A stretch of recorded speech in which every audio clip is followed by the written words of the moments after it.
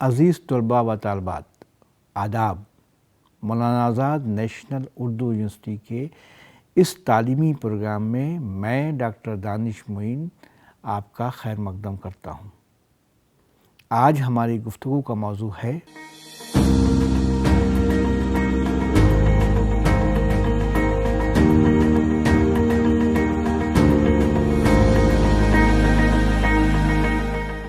अज़ीज़ तलबा। अभी के हिस्से में जो हम बात करेंगे प्रोग्राम में वो विजयनगर की बात कर रहे हैं, समाजी हालात पर ही बात कर रहे हैं। तो एक समाजी हालात के अंदर एक जो है कि लाइफ कैसी है, सिविल लाइफ कैसी है, उस पर थोड़ा सा गुफ्तगू करना चाहेंगे आपके साथ। इसमें एक चीज़ जो पहले भी जिक्र किया था मैंने, फिर एक बार बता दें कि जो ब्राह्मण्स होते थे उनको आला मकाम दिया गया। पहली चीज़ बताया आपको, और इनके काम भी फिक्स कर दिए गए थे कि आप मजहबी काम करेंगे और फिर आप जो है वो तालीमी काम करेंगे, ये काम पर आपकी जिम्मेदारी दी गई थी। छोटे काम जो हुआ करते थे, जो आपका मेनियल है या सफाई है, वो ये भी देखा गया है कि वो सबसे लोअर क्लास के लोग कर रहे हैं और वो थोड़ा बाहर भी रह रहे हैं। ये भी जो जैसे आपने नॉर्थ इंडिया में देखा है वो यहाँ पर भी है। आउटकास्ट के लोग हैं जो इस तरह के काम कर रहे हैं सफाइयों में, और इसमें जो इन्वॉल्व के काम कर रहे हैं वो बाहर रह रहे हैं शहर से। खाने पीने की जो आदत है वो कहा जा रहा है कि एरिया से एरिया जो है फ़र्क पड़ रहा है। ऐसा नहीं है कि पूरे विजयनगर में एक ही तरह का खाना खाया जा रहा है या दूसरी जगह दूसरे खाना खाया जा रहा है, ऐसा नहीं है। वो किस जगह पर आप रहे हैं उस जगह से जगह पर आपका कुछ न कुछ आपकी फ़र्क देखने को मिल रहा है। जैसे आज भी हमारे यहाँ कि हमारी जो आदतें होती है खाने की, वो हम जोग्राफिकल एरिया से मुंसलिक रहती है और उसके हिसाब से हम अपनी खाने की आदत को डेवलप करते हैं। वेजिटेरियन खाने का जिक्र मिलता है कि ब्राह्मण्स जो हैं और जैन जो हैं वो खाना जो है ज़्यादातर जो है वेजिटेरियन खाना खा रहे हैं। ये एक रेफरेंस आपको मिल रहा है। रहन सहन का जो तरीका है, लिबास का जो तरीका है, अब उसमें ये बताया जा रहा है कि जो बड़े लोग हैं, जो पैसे वाले लोग हैं, उनके लिबास बड़े अच्छे होते हैं। शॉर्ट शर्ट भी पहन रहे हैं और लोअर भी पहन रहे हैं।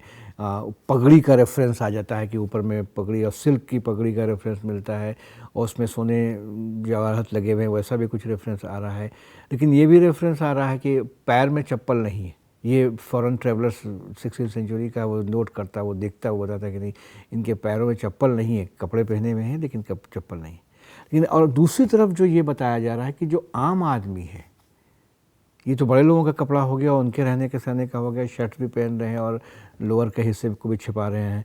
लेकिन जो आम आदमी है उनके बारे में जो बात बताई जा रही है वो ये बताई जा रही है कि आम आदमी जो है वो मिडिल हिस्सा, जो मर्द है वो मिडिल हिस्से को अपने कवर कर रहा है मेनली ज़्यादातर।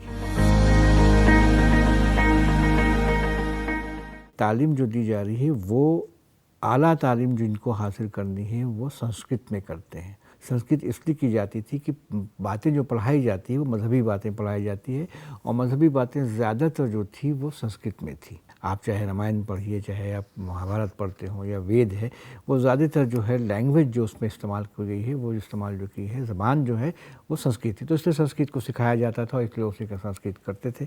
तो आम लोग जो पढ़ रहे हैं वो पढ़ ही नहीं रहे, जो पढ़ने वाले लोग हैं वो जो पढ़ाई कर रहे हैं वो आपको देखने को मिल रहा है कि संस्कृत की तरफ तवज्जो दी गई है।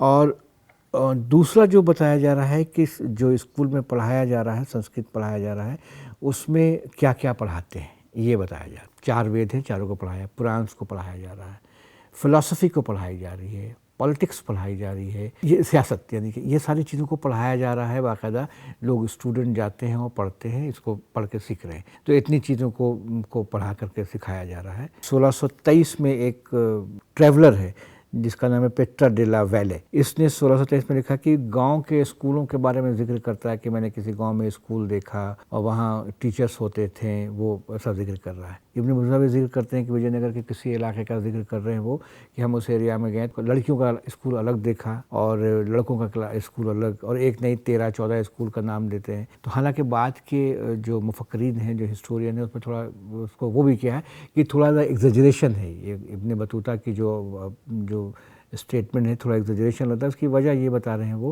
कि जिस एरिया का जिक्र कर रहे हैं वो एरिया उस पर उतना ज़्यादा डेवलप नहीं है, टाउनशिप उतनी नहीं है, तो इतने स्कूल कैसे हो सकते हैं। लेकिन जो रेफरेंस मिल रहा है उसमें एक बात तय है, 2 जगह से इन्फॉर्मेशन मिल रही है कि स्कूल चल रहे हैं।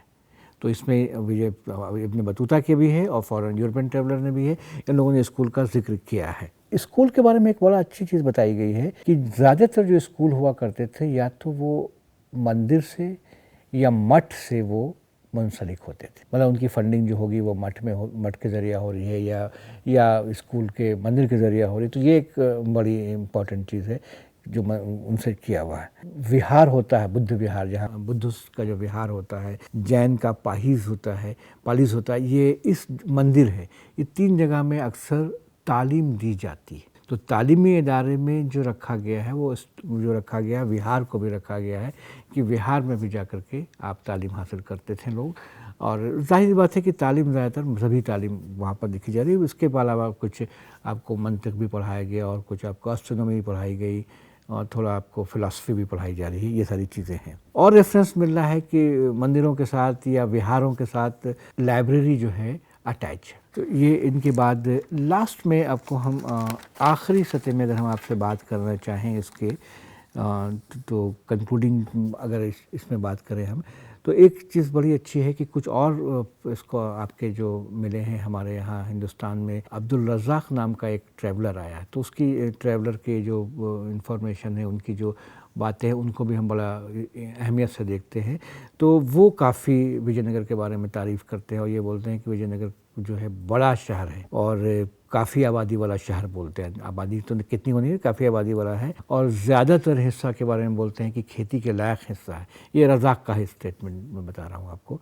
और तिजारत के बारे में बता रहा है रज़ाक की तिजारत बहुत डेवलप हो रही है यहाँ पर, अच्छा तिजारत है।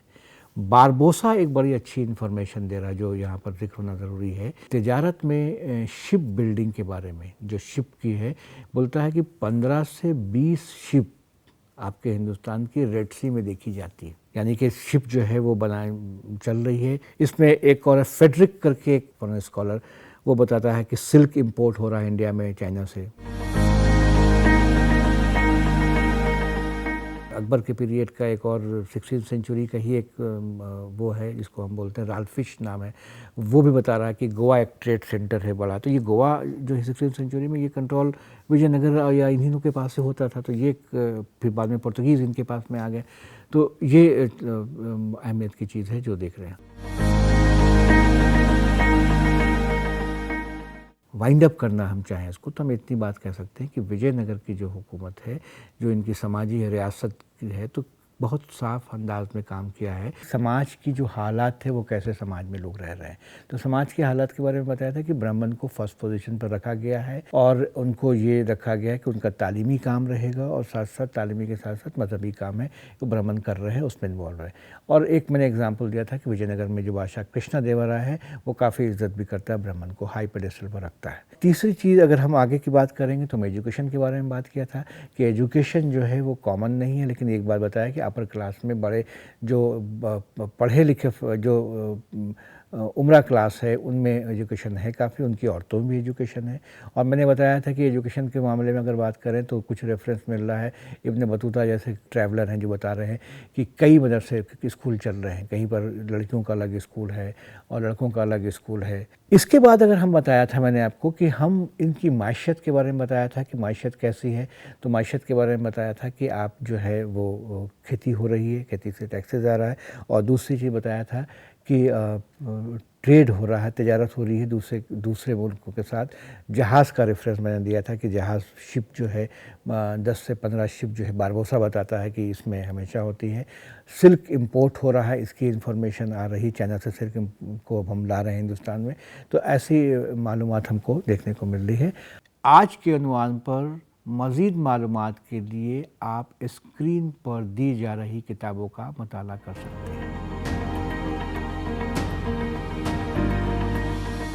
मज़ीद जानकारी के लिए आप इस पते पर राब्ता भी कर सकते हैं। तलबा व तलवात, आज के प्रोग्राम में फ़िलहाल इतना ही। आइंदा एक नए उन्वान के साथ फिर मुलाकात होगी। आदाब।